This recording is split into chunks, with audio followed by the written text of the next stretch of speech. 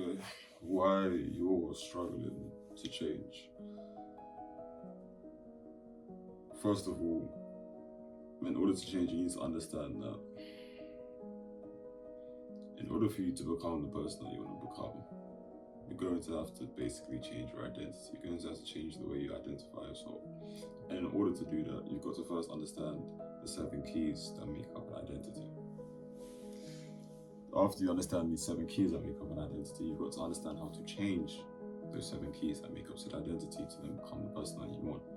And obviously the reason that we want to change, the reason why we want to become a different person is because we know that different identities or that person that we want to become would live a different life. Now, the type of life that they would live is all really dependent on you, because it's all dependent on your wants. It could be you want to be someone who makes 20,000 a month, or you want to be someone who has a good relationship with a loving partner. You want to be someone who is more calm in certain situations. You want to be, there are a multitude of different things. Whatever it is, you can conceive, whatever it is, you can think of. Anyway, cool. So, in regards to your identity, the first key is your beliefs. Okay, so in the realm of beliefs, there's a common misconception that people have. And this misconception is that you have beliefs. The truth is, you don't have beliefs. Technically speaking, they have you. Because your beliefs have like an invisible shield. Imagine your belief like an entity that is trying to stay alive. And in order for it to stay alive, it needs your attention and your energy. It needs to get energy from you. How it gets energy from you is your attention and your emotional energy. Alright. So your belief will cause circumstances and events to happen in your life that will cause for you to place your attention upon it and cause for you to feel emotional energy towards it, so that you can reaffirm it and it can gain energy from you and it can stay alive. Changing your beliefs is as simple as deciding that you can change your beliefs, because believe it or not, no pun intended, you have a belief about your beliefs. You can have a belief about your beliefs where it's difficult to change your beliefs, and you can have a belief about your beliefs where it's easy to change your beliefs. When it comes to beliefs, it's as simple as making a decision. It is simply deciding what you choose to believe right here, right now. So, another thing with beliefs is they have a shield, and this shield is basically something that they project onto you. The shield is, it's basically you emotionally attached to this belief, where if someone says something that doesn't coincide with this belief or doesn't agree with this belief, you attack them basically, or you are in shock, or it seems even absurd to even question it. A belief is something you also kind of deem as fact. So it's like, you experience cognitive dissonance when someone tells you something that goes against the current belief that you have. Whether say you, regarding your money beliefs, you believe that money is very difficult to come by and there are no opportunities to get money and that poverty is normal. Now, say someone who doesn't believe money is hard to come by and believes it's very easy to come by and believes there are opportunities everywhere, comes around and starts telling you this stuff, you're gonna think, what the fuck is this nigga talking about? What does he mean money is easy to come by and there's opportunities everywhere? Is he fucking blind? Does he not know how many poor people there are? How normal it is to be poor? How normal it is to be poverty? Does he not know about inflation? Does he not know about the recession? All this. And this is where the cognitive dissonance starts to kick in. To that guy, abundance and wealth is the norm. To the other person, in this example, scarcity and poverty is the norm. And the truth is that they're both right. Well, Nathan, what the fuck do you mean they're both right? they're both right, because if it is the norm to them, that is what they're going to experience. If it is not the norm to them, that is what they're not going to experience. You get me? You know what I'm saying? But yeah, that's really it. I guess a practical action you could take for this is literally just asking yourself, what would my desired self believe? What would his beliefs be? Or her? What would her beliefs be? What would his beliefs be? And then just deciding to have that belief. And it's as simple as that. When it comes to beliefs, we tend to overcomplicate things because we've been conditioned to, I guess, exaggerate the difficulty of things, or overcomplicate things to make ourselves seem more intelligent to ourselves and to other people, when in reality, simplicity is the highest form of sophistication.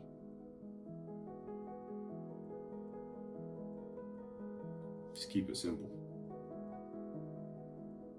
And it's like, what? No way something that can change my life can be simple. It definitely has to be complicated. It has to be mysterious. It has to be magical. Blah blah blah blah. It's not, man. Anyway, moving on. After your current beliefs, you have your current conviction. Your conviction is simply just, to summarize it, it's kind of basically your self-confidence, because your self-confidence ties into your conviction. The more self-confident you are, the more you're able to tap into your conviction. And conviction is a very important word within this space, because conviction is what allows people to go from being someone they don't want to be to the person that they do want to be, without even knowing any of this knowledge or knowing any of this stuff, is because they have conviction in it. Imagine conviction like, imagine it like a boulder, an unwavering statue, sorry. And that statue, no matter what happens, no matter whether there's a tornado, whether there's a tsunami, is always staying up. Conviction is knowing that you're gonna get, or knowing that you will be that person, or knowing that you are already that person, even without life showing it to you, even when life seems to show the opposite. It is stated multiple times that with a lot of successful people, a lot of people within the realm of excellence, before they reach that point, to us or to the people around them, to themselves, they were already there, and they were basically delusional. Now, that is really it for conviction. So the practical action to tap into conviction more is simply just building self-confidence. And building self-confidence is as simple as doing one thing. Actually, two things. The first thing, treating your word as law. When you tell yourself you're going to do something, it doesn't matter what you tell other people. When you tell yourself, you have that conversation with yourself that you're going to do something, you do it, no matter what. The second thing is doing things that you know you should be doing. For example, say you're a uni student, right? And you know you've got work that you've been procrastinating on. Do that work. The things you've been procrastinating on, do them. Build that self-confidence within yourself. And that's how you tap into your conviction, I guess. Next, or increase your conviction. Next, you have your expectations. No, sorry, your perception. Expectations is one of them. Next, you have your perception. Your perception is as simple as how you perceive the world. A perception, the definition of perception, I think, is a belief or opinion based on how things seem. So your perception is like, okay, cool, perfect example. I know you guys have seen this image before. If you haven't, I'll put it like on the left. The image is, there's two people on a bus, right? On the right, there's a guy looking at, I think he's looking like sad or whatever, and there's like rain on his side of the bus. On the other side, there's another guy and he's happy, and he's like looking at a bee that's flying around outside the bus, inside the bus, and he's happy.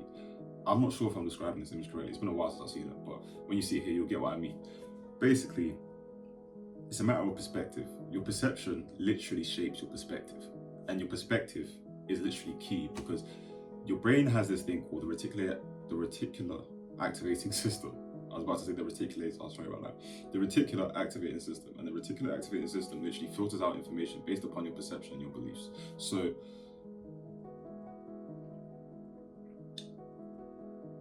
that is also why, like, oh, cool, perfect example. That game, or that game, or that person.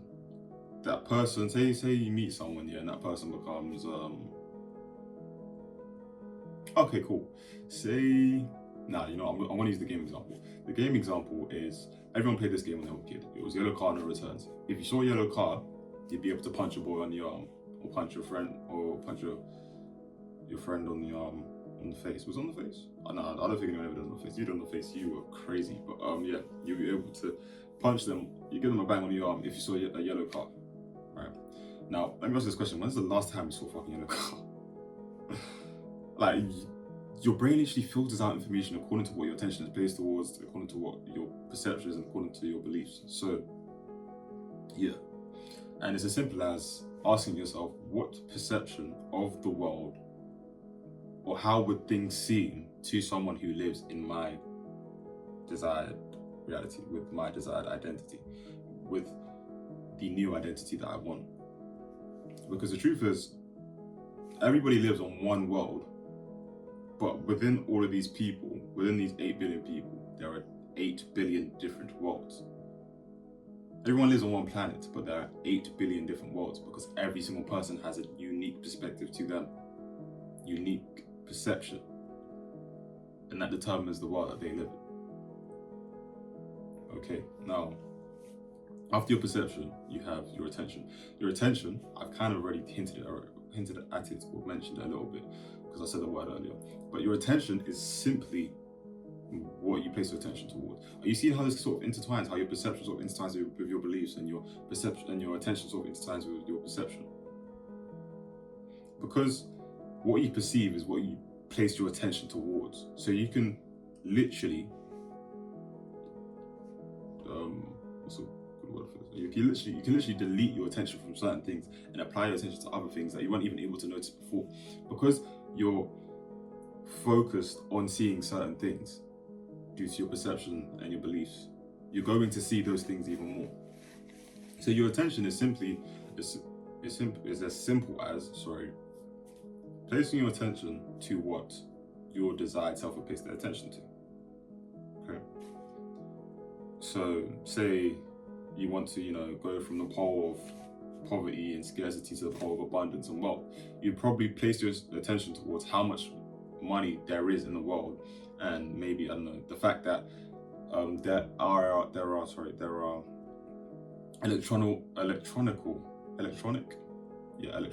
electronic transactions literally going through your body right now. You can focus on that, or you can focus on how literally infinite money is being printed. You can focus on how on Earth there's literally an abundance of everything. There's an abundance of water. There's an abundance of fruit. Fruit grows in so much abundance to the point where it falls off the tree. And if what I'm saying to you right now sounds absurd, then you probably know where you are on the scale. You get me?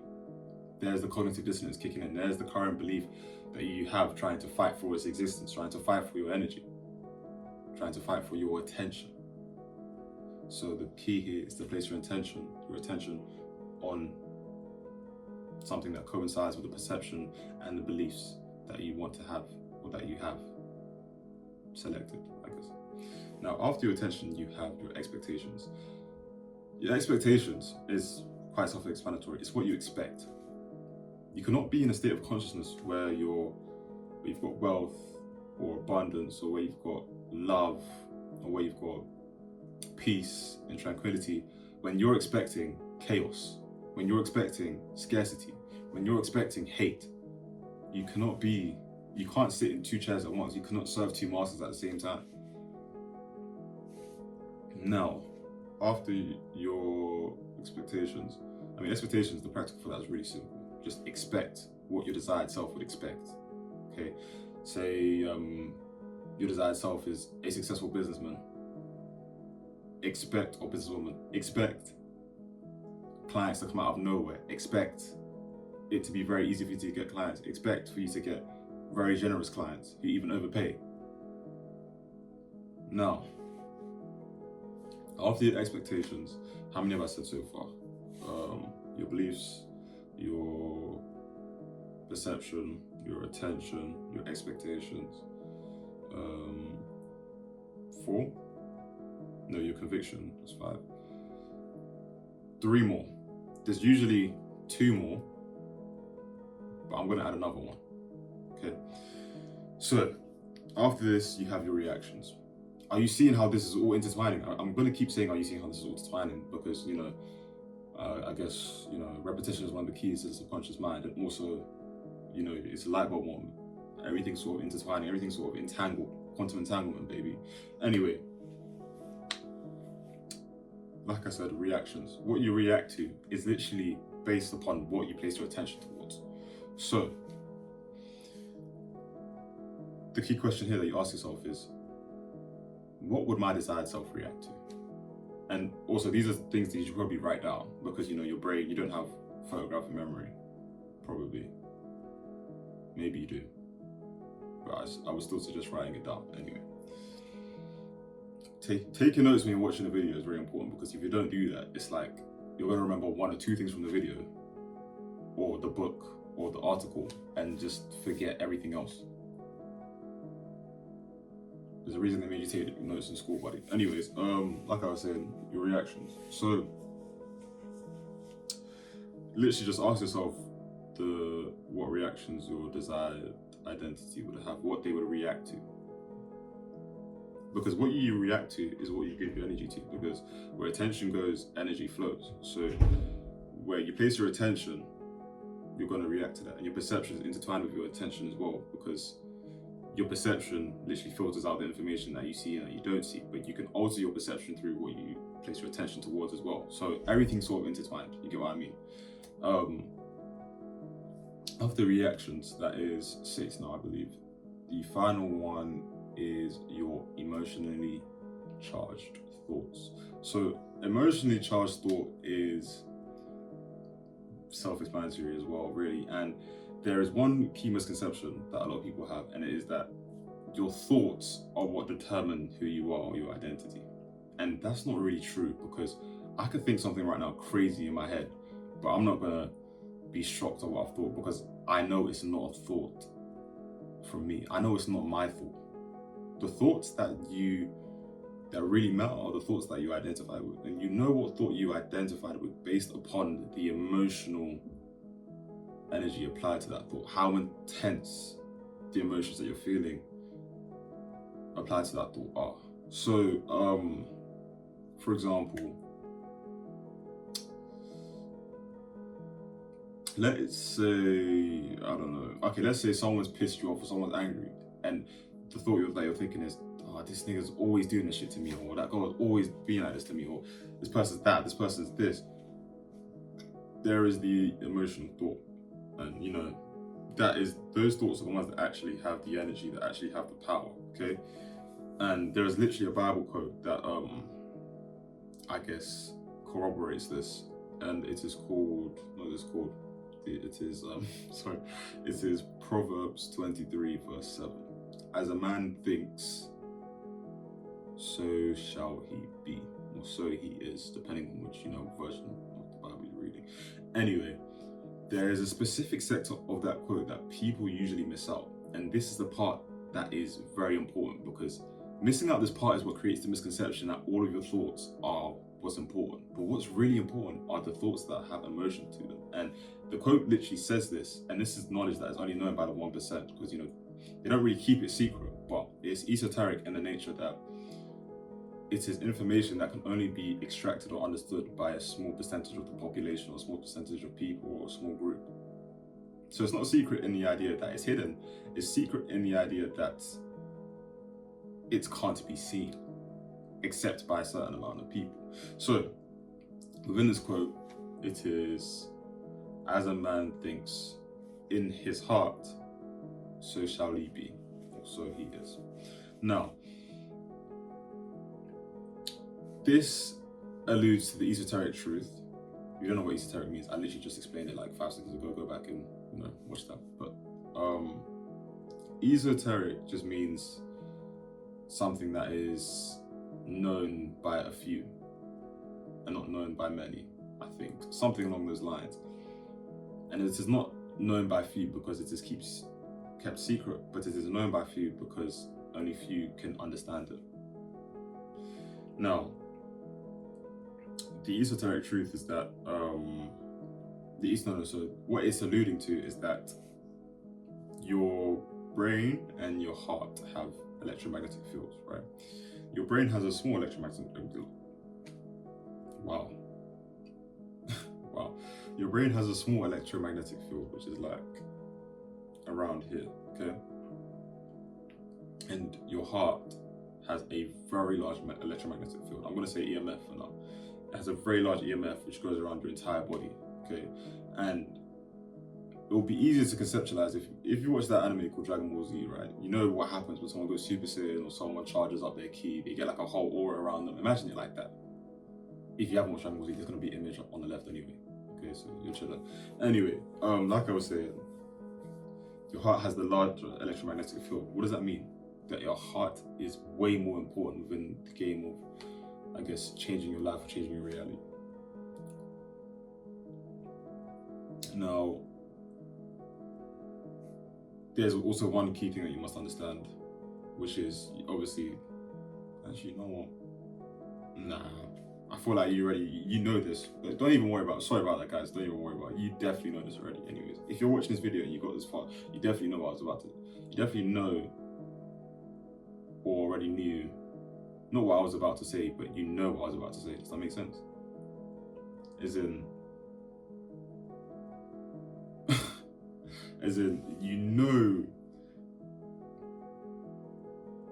you already know what I'm saying.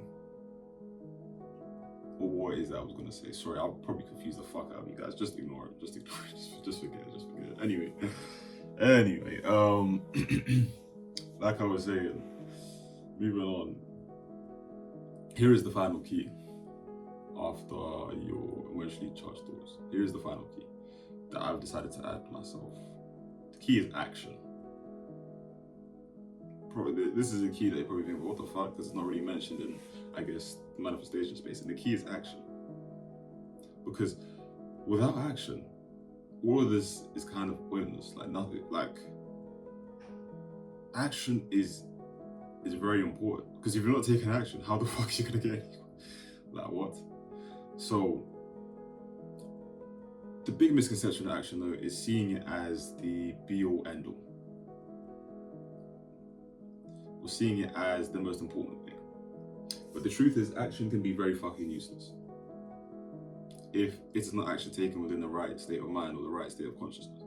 So a lot of people are conditioned to think that because of things like, I don't know, I guess hustle culture, we've been conditioned to think that we have to work extremely hard. And when I say work extremely hard, I'm not talking about working for long periods of time. I'm talking about working to the point of exhaustion. Or working to the point where, just working in a state of mind which is negative, okay, struggling basically. And imagine it like this, okay? There's a mountain. Climbing a mountain, is it something that you really associate with struggle, or is it something you associate with effort? Because struggle and effort are two different things. When you're in the, I guess, process of taking an action or doing something or trying to achieve something and you're struggling, you are thinking negative things, you're thinking negative emotions, you're within a negative state. And this state is a state of anger, frustration, maybe even jealousy, anything negative. But really, you're supposed to be in a state of calmness, enthusiasm, and tranquility. Like the state that you're in when you're playing football. The state that you're in that allows you to enter that flow state.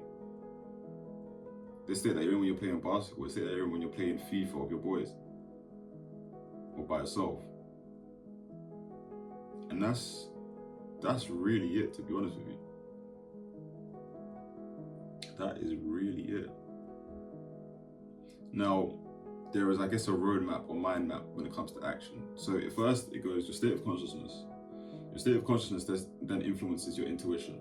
And your intuition, that word is derived from two other words, okay? The combination of two words, which are inner and guidance. So basically your inner guidance. So your state of consciousness then, you know, proceeds to or creates your intuition, and then your intuition then creates compelling thoughts. And these compelling thoughts, what do? They make you take action, or they make you feel like you should take action or to do a certain action. And this action, which is the fourth part, then alters reality, which is this pinky finger here, which alters your life, which is this pinky finger here. And the key here is understanding the importance. This pinky finger, this little pinky finger, has no power without this index finger, without this state of consciousness being attuned to the identity of someone who has what it is that you want, or someone who is the person that you want to be. This action, this little pinky finger here, is doing no damage. It's not changing anything. So the key here is to attune yourself to the state of consciousness right before you take action. And how you can do that is by doing the technique I've prescribed in, I don't like saying the word prescribed, that makes it sound like a fucking doctor or dentist or someone who studies medicine. Anyway, how you do that is simply by attuning yourself, by doing the technique that I've talked about multiple times in my videos. What is this technique, Nathan? The technique is as simple as, there's two parts to it. First of all, you chill on a bed or on a chair and you relax. And while you're relaxing, you just let yourself think, okay? You let yourself think and you relax. And you want to keep doing it until you are actually fully relaxed. And you'll know when you're relaxed when you begin to feel maybe a bit drowsy or tired or just deeply relaxed, or your mind starts to feel clearer, okay? It doesn't feel like you're having as many chaotic thoughts, okay? And then once you get to that point, you simply want to visualize a scene that affirms or confirms, whichever word, I don't know, tickles your ball the best, that you have achieved what it is that you want, or that you have become the person that you want to be. And once you have, you know, gotten that scene, loop that scene, and make sure that scene utilizes at least 2 of your 5 physical senses. So here's an example. Say you want to gain weight, right? Imagine a scene where a family member is looking at you and they're like, right, you've gained a lot of weight. You're like, what the fuck? And then you standing on a scale because they want to see how much you weigh now, and they're saying, oh shit, you're gaining a lot of weight now. It is as simple as utilizing one of the 5 physical senses, 2 of them at best, or 3 if you can, and it's not exhausting. Wait, let me continue my example. You're gaining weight, right? Or you've gained weight. This person said, right, you've gained a lot of weight, they're proud of you, they're happy for you, whatever, etc. So they're dapping you up, they're giving you maybe a handshake, they are giving you maybe a fist bump, maybe a hug, and cool. 2 senses used there, your hearing and touch, and sight as well. But for sight, you could say focus on their facial expressions. There you go. There are 3 physical senses used. Anyway, now that you've done that, here's time for part 2. Part 2, simple as, think the first sentence you would think after achieving what it is that you want to achieve or becoming the person that you want to become. For my use case example, which was gaining weight, wow, I really gained weight, I can't believe I've done this. Or damn, I actually weigh a lot now. Or damn, I'm actually big now. And there you go. There you go. Pardon me, there you go. That is simply it. And yeah, thank you for watching this video. Yeah, and make sure you write down your notes in the comments, any notes that you took in the comments. If you didn't take any notes, then rewatch this video again and take some notes. And that's pretty much it. Goodbye.